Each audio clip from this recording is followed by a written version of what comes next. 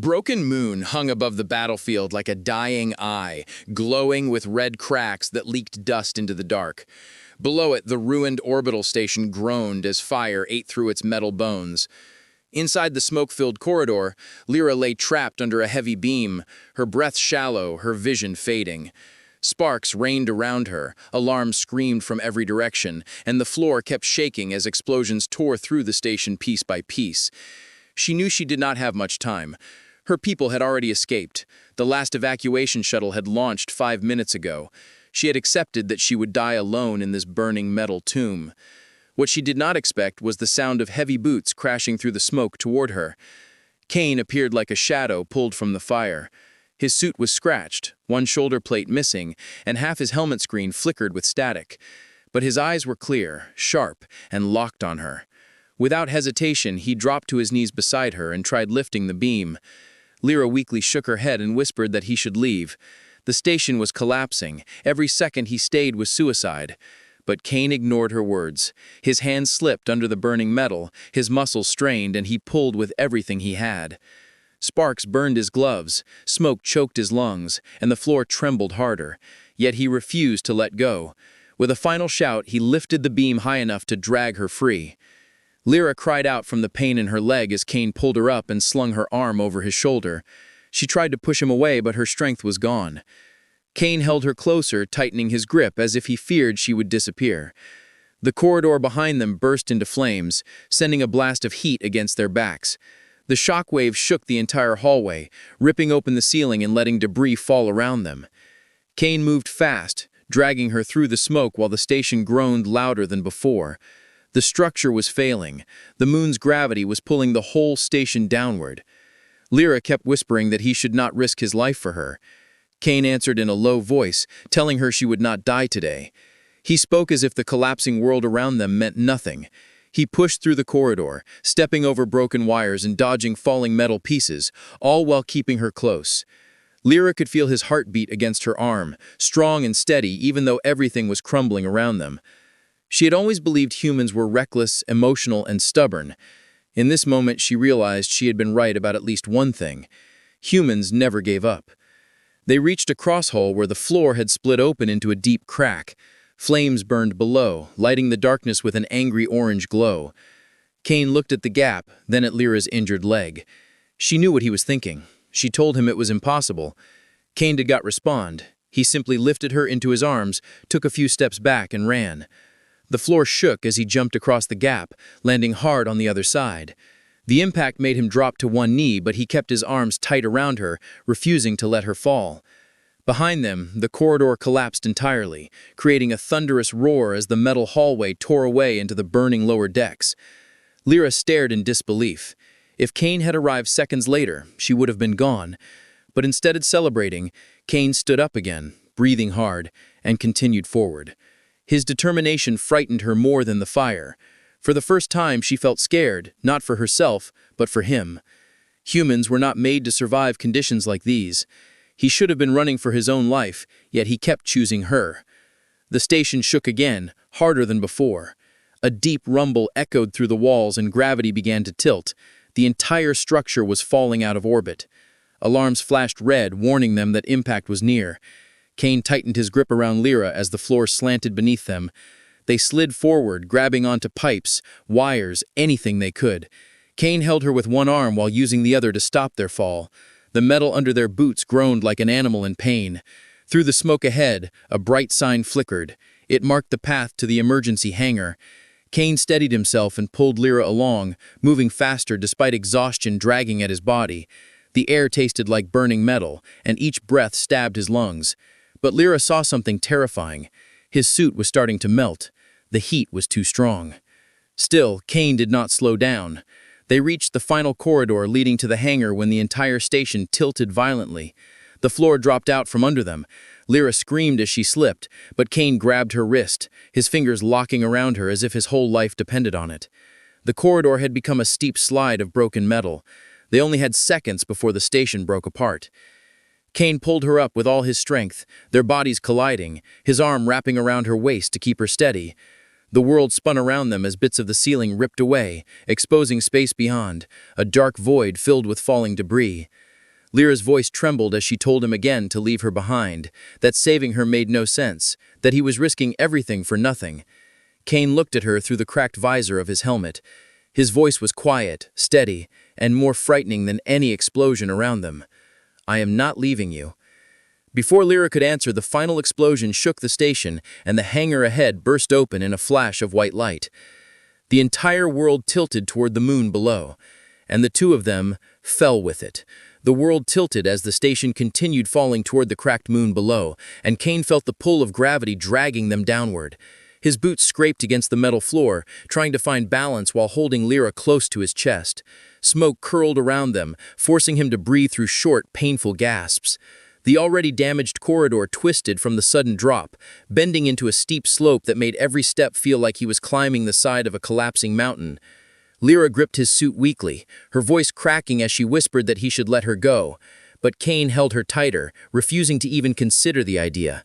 The station groaned like a dying beast, metal bending, sparks bursting from broken walls and flames chasing them as if the fire wanted to swallow them both before they reached safety. Kane forced himself forward, his legs shaking but steady. Each step felt heavier than the last. Lyra noticed the way he dragged one foot slightly, as if pain shot through him with every movement. His suit had a wide tear along the side, and blood seeped into the fabric. She tried to tell him to stop, to rest for even a second, but he shook his head. He pointed to a distant door at the bottom of the slanted hallway, the entrance to the emergency escape deck. If they reached it, there was a chance to survive. The station around them was falling apart too quickly to waste even a moment. The fire behind them grew hotter, until it felt like it was breathing against their backs. Kane pushed forward, his breath shaky and harsh, but his grip on Lyra never loosened. A large section of the ceiling broke away and crashed down in front of them. Kane barely stopped in time. The metal slab blocked the entire corridor. Sparks flew from the impact, and more chunks of the ceiling began to fall, turning the corridor into a deadly obstacle course. Kane lowered Lyra gently against the wall so she wouldn't fall from the tilt, then moved toward the slab. He tried to lift it, but the weight was too much. His arms trembled violently, and he grit his teeth until his jaw ached. Lyra begged him to stop. The whole ceiling shook with every second he wasted. But Kane only stepped back, took a long breath, and pushed harder. His boots slid on the metal floor, but slowly, inch by inch, the slab lifted just enough to create a narrow gap underneath. His arms burned, his breath turned into a pained hiss, and he looked at Lyra with a desperate urgency. She understood immediately. She crawled under the gap while Kane held the impossible weight above her. Once she was through, she screamed for him to come quickly. He released the slab, and it slammed onto the ground, sending the floor trembling again. Kane dropped beside her, panting so hard he could barely speak, but when Lyra touched his arm, he forced himself up once more. The station's tilt grew sharper, and they had to lean forward to avoid sliding backwards. The heat behind them rose until sweat dripped down Kane's face. His helmet's cracked visor fogged over, making it harder to see. As they neared the lower level, the distant hum of security drones echoed through the slanted halls. Lyra stiffened instantly. These weren't rescue drones. They were programmed to kill anything left behind. Kane knew he was too injured to fight them head-on, and Lyra could barely stand. They slipped into a maintenance passage, hoping it would lead to the escape deck. The passage was narrow, with exposed wires, dripping coolant, and flickering lights that made shadows dance on the walls. Kane had to move sideways while carrying Lyra, pushing through hanging cables and broken panels. Behind them, the drone's mechanical steps grew louder, followed by the cold, metallic click of weapons activating. The maintenance passage curved downward sharply, turning into a long, tilted chute. Kane lost his footing, and both he and Lyra slid uncontrollably. Metal scraped against their bodies. Sparks fired as loose wires cut through the air, and Kane tightened his arms around Lyra to shield her. They slid until the chute ended suddenly, sending them crashing into a pile of broken crates. Kane hit the ground hard, the air knocked out of his lungs, but he twisted his body so Lyra landed on top of him, safe from impact. She tried to help him sit up, but his face twisted with pain. His ribs were clearly injured, maybe even fractured, but he refused to slow down. The drones entered the chute above them, their red lights sweeping through the smoke. Lyra panicked and looked around frantically. Kane scanned the area and spotted a half-open hatch near the floor. He grabbed Lyra's arm and pulled her inside, just as the first drone dropped down the chute. They crawled into a dark utility chamber filled with old pipes, dusty equipment, and the smell of burnt plastic. Kane covered the hatch behind them, hiding their tracks under loose debris. They froze as drone lights swept past the narrow cracks in the chamber wall. Lyra held her breath. Kane did too. Minutes passed before the sound faded. Kane pushed forward again, guiding Lyra to the far side of the chamber. There was a ladder leading upward. He checked it, rusted, damaged, shaking at the base, but climbing was their only option. With great effort, he helped Lyra ascend, keeping one hand below her to catch her if she slipped. When they reached the top, the hatch above opened into a quiet hallway. It looked abandoned, untouched by fire. Kane lifted Lyra out, then pulled himself up. For the first time since their escape began, they stopped to breathe. But their relief ended instantly.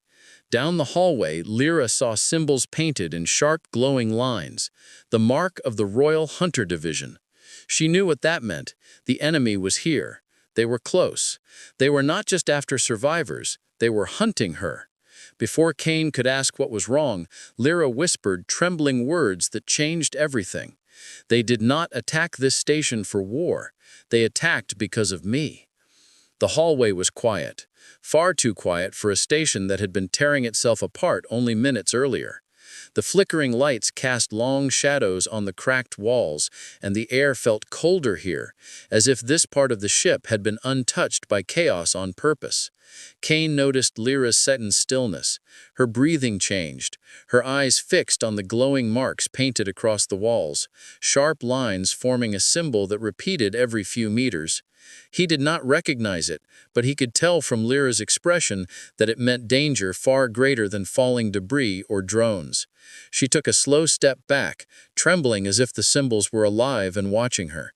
When Kane asked what they meant, she swallowed hard and whispered that the hunters had arrived. Not soldiers, not drones, hunters.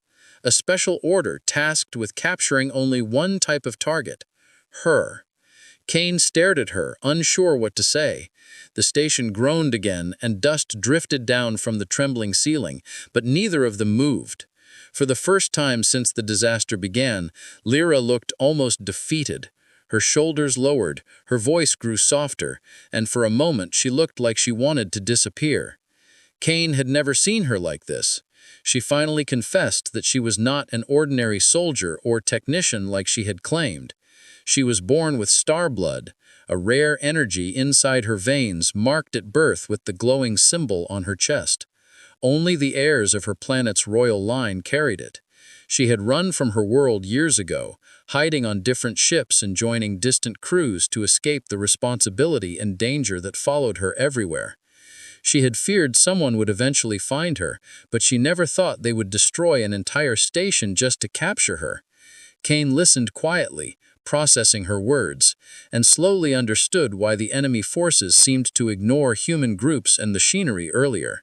They were searching, not invading, searching specifically for someone with her mark. Lyra expected him to step back or abandon her after hearing the truth. Instead, Kane simply tightened his grip around the damaged rifle he carried and looked down the hallway with a calm determination that made Lyra's chest tighten. Before Kane could speak, a faint metallic clicking echoed from somewhere ahead. The sound repeated, slow, heavy, deliberate, like someone with metal boots taking careful steps. Lyra's breath caught. Of all the hunters, only one moved like that, the commander. She grabbed Kane's arm and pulled him back, urging him to leave her. She insisted the hunters would not harm a human if he walked away now, but Kane did not even blink. He looked directly at her and shook his head, telling her he was not leaving her side whether the hunters wanted her or the entire galaxy wanted her. His voice was low but steady, and Lyra felt something strange settle inside her, a warmth she had not felt in years, something that made her heart ache. The footsteps grew louder, echoing through the entire hallway now. Kane pulled Lyra behind a broken support beam as a tall figure stepped into view. The hunter commander wore a sleek, armored suit, pitch black with red lines tracing the chest and arms. A long, curved mask covered his face, glowing with the same symbol that marked the walls. His presence made the air feel heavier, as if gravity itself bent around him. Lyra pressed a hand over her mouth to stay silent. She whispered that the hunters could sense star blood energy if she breathed too loudly. Kane placed a hand on her shoulder, steadying her as they crouched deeper into the darkness. The commander paused, then turned his head slowly toward our direction, as if he had sniffed out a scent. Lyra shut her eyes tightly, trying to suppress the energy inside her chest. For a moment, Kane believed they were discovered, but another loud rumble shook the station, tilting the floor and sending pieces of the ceiling crashing down. The distraction echoed through the hallway, and the commander turned away sharply, rushing down the opposite path. His metallic cloak dragged across the floor as he moved with calculated speed. Kane exhaled in relief and gently pulled Lyra to her feet. They began moving the other way, careful to stay silent. Lyra limped heavily, her injured leg weakening more with every step. Kane supported most of her weight, but she still tried to walk on her own. The lights flickered, and the shadows around them shifted with each tremor. As they reached the end of the hallway, Kane forced open a bulkhead door leading into a dim storage block. The place was packed with old containers, broken crates, and open tool cupboards. It smelled of dust and oil, abandoned long before the attack. Lyra leaned against the wall, catching her breath. Kane knelt beside her, checking her injuries. Her leg was swelling, bruised, and burned. She winced when he touched it. He apologized softly, then tore a strip from his damaged undersuit and wrapped it tightly around her leg for support. Lyra watched him in silence, overwhelmed by how gently he treated her, even while covered in his own blood. When he finished, she softly told him that she couldn't ask him to risk his life anymore. Kane looked at her with a steady expression. He told her she never asked, he chose this. The moment was short-lived. A crash echoed through the storage block, followed by the humming buzz of energy blades activating. Lyra's heart dropped as she recognized the sound. More hunters were inside the block. Their silhouettes appeared through the aisles, tall figures with glowing weapons scanning the dark. Kane grabbed Lyra's hand and pulled her deeper between the crates, weaving through the shadows while the hunters' red scanning lights passed dangerously close. One of the hunters stopped just a meter away from where they hid, its blade slicing through the air. Kane slowly moved in front of Lyra, shielding her with his body. And in that moment, Lyra finally understood something she had been avoiding for years. She was not afraid of dying. She was afraid of someone caring enough to save her. And Kane already had. Before she could speak, the storage block shook violently, and the floor below them cracked open, dropping both of them into darkness. Darkness swallowed them the moment the floor gave way. Kane twisted his body in mid-air, pulling Lyra against him as they dropped through the collapsing storage block. Metal beams, shattered panels, and loose crates tumbled with them, clanging loudly as everything fell toward the lower decks. Kane tightened his grip around Lyra, his arms forming a protective cage so no debris could strike her. The air rushed past them, and for a brief, terrifying moment, there was nothing beneath their feet, only the echo of destruction. Then Kane's back slammed against a slanted metal surface, and they slid violently down a steep incline until they hit the bottom with a harsh thud. The pain burst through Kane's body instantly, but he did not let go of Lyra even as his vision blurred. Lyra gasped and tried to sit up, but Kane held her gently until the shaking in the floor stopped. Dust drifted through the air like ash. The lights in this level flickered weakly, barely illuminating the broken machinery around them. The chamber looked like an abandoned power core area, dark, forgotten, and half flooded with coolant water that reflected a dull green glow. Pipes hissed steam, and loose wires sparked overhead. Kane took a slow breath, wincing as pain stabbed through his ribs. Lyra reached toward him immediately, concern replacing the fear that had dominated her all day. She whispered that he needed to rest, but Kane shook his head. They had fallen deeper into the station. The hunters would not stop just because they dropped to another level.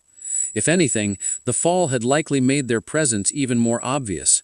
Lyra noticed the way Cain pressed a hand to his side, his fingers shaking. She realized he was injured far worse than he admitted. His breaths were shallow and painful, and his suit was soaked with blood along the ribs. She touched the torn fabric and felt warm blood against her fingertips. Cain gently pushed her hand away, insisting he was fine, but the lie was too thin to hide. She wanted to argue, but another sound interrupted her, a metallic clang echoing from somewhere in the darkness. Cain immediately moved in front of her, shielding her again. The clang repeated, louder, followed by a slow mechanical. Cain stepped into the open, holding the rifle steady despite the tremor in his hands. The first scout leaped at him with a sharp metallic screech, and Cain shot it midair. It crashed to the ground in sparks. The second one lunged from the side, and Cain narrowly dodged, slamming the butt of the rifle into its head. The sound echoed across the chamber, and the creature twitched violently. The third scout landed on his back, claws piercing into his armor. Cain grunted in pain, but grabbed the creature's head and smashed it against a broken railing until it stopped moving. He staggered forward, breathing heavily, blood dripping from new tears in his suit. Lyra watched him fight with a growing ache inside her. Every strike he made looked painful. Every movement seemed to cost him something. Yet he kept fighting with a force she could not understand. Humans were strange, fragile in so many ways, yet somehow unbreakable when they chose to protect someone. Cain stumbled, gripping a railing to stay upright. She crawled toward him quickly, ignoring her injured leg, and wrapped an arm around his waist to help him stand. He tried to tell her he was fine again, but she cut him off, her voice shaking. She told him she did not want to be saved if it meant killing him. She could not bear that weight. Cain looked at her, surprised by the emotion in her voice.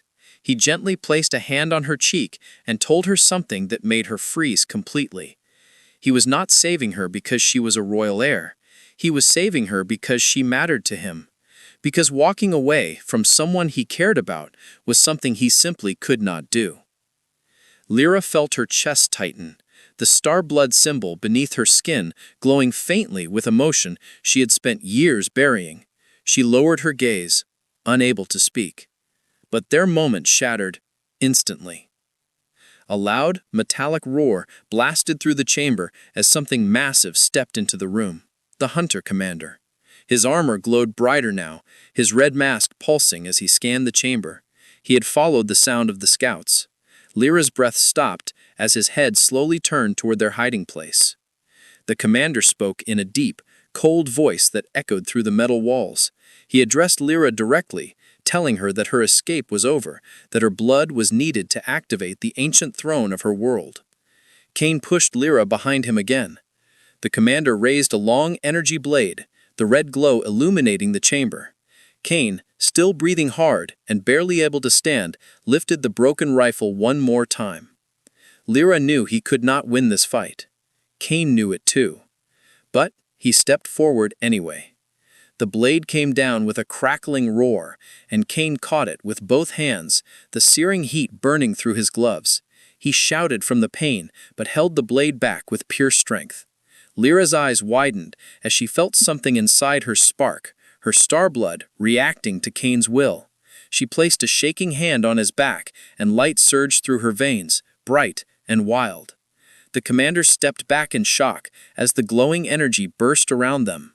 For the first time, Lyra fought not to run, but to stand beside the human who refused to leave her behind. The chamber blazed with sudden light as Lyra's star blood reacted to her emotions, fear, rage, and something deeper, something she had spent years burying. The energy pulsed from her palm into Cain's back, coating his battered armor in a faint shimmering aura.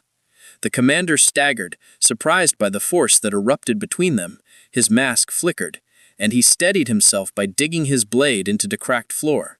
Cain did not understand what was happening, but he felt the strength returning to his arms, not healing him, but holding him together long enough to keep fighting. The glow around him formed a thin barrier that pushed back the heat of the hunter's blade. Cain gritted his teeth, his eyes locked onto the commander, and forced the weapon back 1 inch at a time. Lyra stepped beside him, her injured leg trembling, but her posture firm, The light around her grew brighter, the faint glow of the royal mark on her chest, shining like a star through her torn uniform. The commander finally understood what he was seeing. His voice deepened, full of anger and disbelief, as he declared that she had awakened the first pulse, an ancient power only spoken of in Starblood legends. Lyra had feared this moment her entire life. She had run from it, from the responsibility and danger that came with the mark she carried.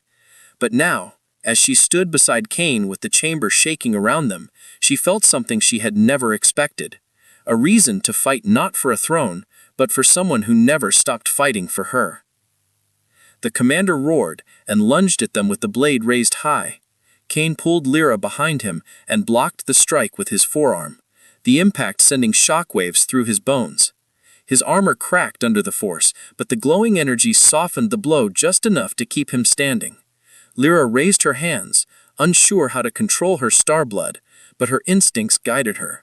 Light surged from her palms and struck the commander like a blast of wind, pushing him back several steps. He steadied himself quickly, growing more enraged by the second. Cain saw an opening and charged forward, grabbing a broken metal pipe from the ground and swinging it with all his strength. The pipe slammed into the commander's mask, cracking it down the center. The chamber flashed red as sparks burst from the damaged armor. The commander retaliated instantly. He drove his knee into Cain's stomach, sending him stumbling. Lyra screamed his name and pushed her hands forward, releasing another burst of light. The energy cracked across the floor and hit the commander's chest, forcing him back. She could feel the power burning her veins, overwhelming her senses, but she kept pushing. Cain forced himself upright, ignoring the pain ripping through his ribs, and joined her. Together, the human and the royal heir pressed forward, step by step, against a warrior who had hunted her for years. The commander let out one final roar and raised his blade for a killing strike. Lyra's light surged higher, spiraling around Cain like a shield. The commander brought the blade down, but this time the energy shattered it into fragments. Cain moved fast, using the broken pipe again, swinging it in a wide arc that smashed deep into the commander's armor. The impact cracked the chest plate completely. The commander staggered, gasping for breath, sparks flying from his damaged suit. Lyra took one shaky breath and released a final pulse of Starblood that exploded through the chamber in a blinding flash. When the light faded, the commander collapsed to the floor, unmoving. Silence filled the chamber. The station groaned overhead, metal stretching as the entire structure continued falling toward the moon. Lyra fell to her knees, the glow fading from her body. Cain rushed forward, catching her before she hit the ground. She looked up at him weakly, her voice soft and trembling as she said his name. Cain held her close, telling her she did well, telling her she was safe now. But the ground beneath them shook again, harder this time. The entire chamber was beginning to split apart. Cain lifted her into his arms, ignoring the way his body screamed from exhaustion and pain. He looked around desperately. There had to be a way out.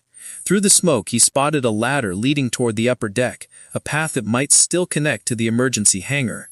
He climbed with her in his arms, one rung at a time, while the chamber crumbled behind him. Metal fell like rain, and cracks split across the walls. Reaching the upper deck, he kicked open a hatch, and they crawled into a corridor lit by flickering emergency lights. Ahead of them stood a small escape pod, half buried under debris, but still functional. Cain carried Lyra toward the it, but she grabbed his arm weakly. She told him he needed to go first, that she could not bear to watch him fall again. Cain shook his head, insisting he was putting her inside first. He pushed the hatch open and set her gently in the seat. Lyra looked up at him, her eyes full of panic. She begged him not to leave her. She reached out and grabbed his wrist as if her life depended on it. Cain leaned closer, his voice low and soft. He reminded her of every moment he refused to abandon her. He promised he would not leave. Then the floor cracked beneath his feet, and the station dropped again. Lyra screamed and reached for him. Cain grabbed the edge of the pod, pulling himself inside, just as the chamber behind them collapsed into a blazing pit. The pod's automatic system sealed the hatch and launched into space with a powerful jolt. Lyra fell against Kane, shaking as the pod shot away from the dying station. Through the small window, they watched the remains of the structure fall toward the moon in a storm of fire and debris. Lyra held on to Kane tightly, tears slipping down her face, not from fear, but from something deeper, something she had buried for years. Kane rested his forehead against hers, breathing hard but alive. She whispered that she had been ready to die at the start of all this. Kane whispered back that he refused to let that happen. As the escape pod drifted safely into the quiet of space, Lyra finally understood something with absolute certainty. She had not been saved because she was a royal heir. She was saved because she was loved.